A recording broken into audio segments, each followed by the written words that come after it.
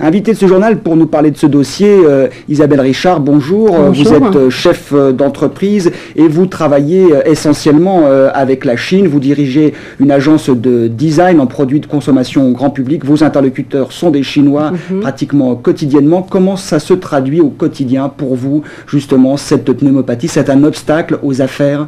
Oui, eh bien écoutez, c'est un obstacle aux affaires puisque j'ai l'habitude de me rendre à peu près 10 jours par mois en Chine pour rencontrer mes clients et prospects.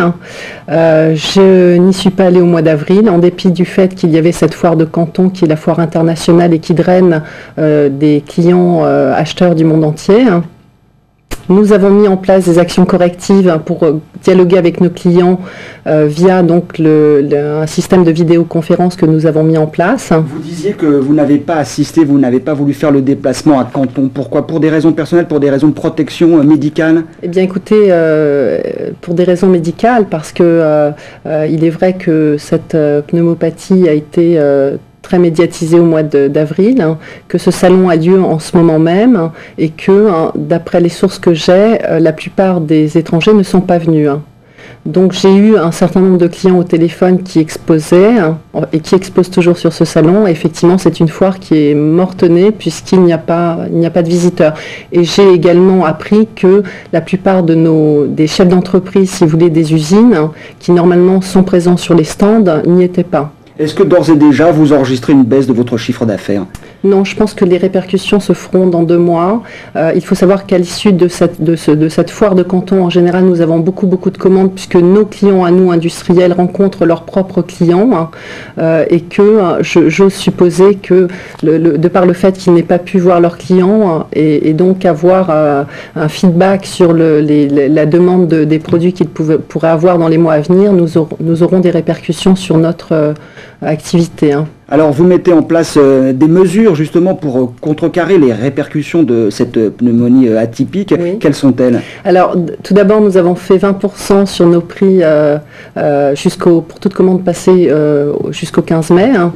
Nous avons mis en place un système de vidéoconférence pour pouvoir dialoguer dans notre bureau de canton, avec notre bureau de canton et notre bureau français.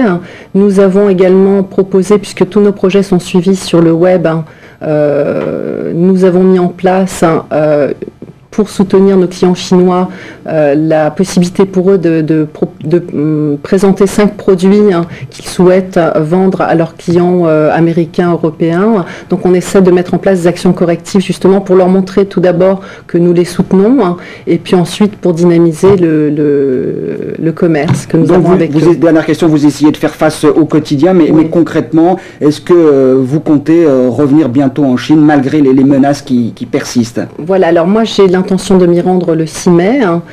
Il est vrai que je me tiens informée au jour le jour des informations qu'il y a sur cette épidémie et que je pourrais de toute façon annuler ce voyage au tout dernier moment. Mais je compte m'y rendre le 6 mai parce que je ne peux pas laisser ma clientèle asiatique sans contact et je ne peux pas perdre de chiffre d'affaires. Mon chiffre d'affaires se fait au mois le mois et je ne peux pas rester 6 mois sans rencontrer mes clients. Si la crise perdure, est-ce que vous fermerez votre bureau de canton? Écoutez, ce n'est pas d'actualité.